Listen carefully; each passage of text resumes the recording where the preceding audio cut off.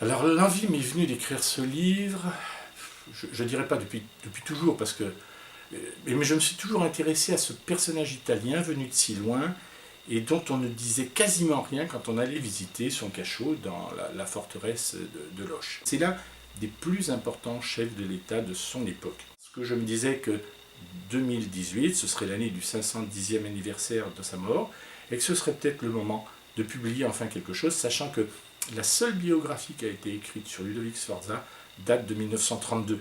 Ludovic Sforza n'aurait jamais dû mettre les pieds à Loches.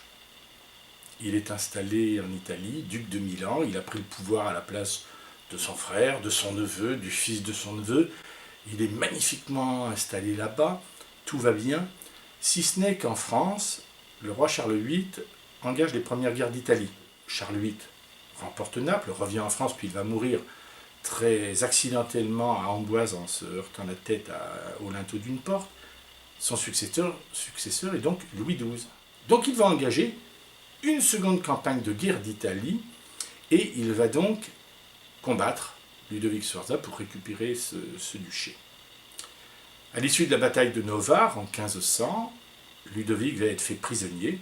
Le roi de France va exiger qu'on ramène son illustre prisonnier en France, d'abord à Pirancis près de Lyon, où il va être incarcéré plusieurs mois, tentative d'évasion, alors on le ramène au Lys Saint-Georges, nouvelle tentative d'évasion, c'est Loches. Loches, la plus sûre prison de France, où il passera les 4 dernières années de sa vie et où il mourra le 27 mai 1508. Ludovic, à l'issue donc de sa mort, on connaît très peu de choses sur ce qui va advenir.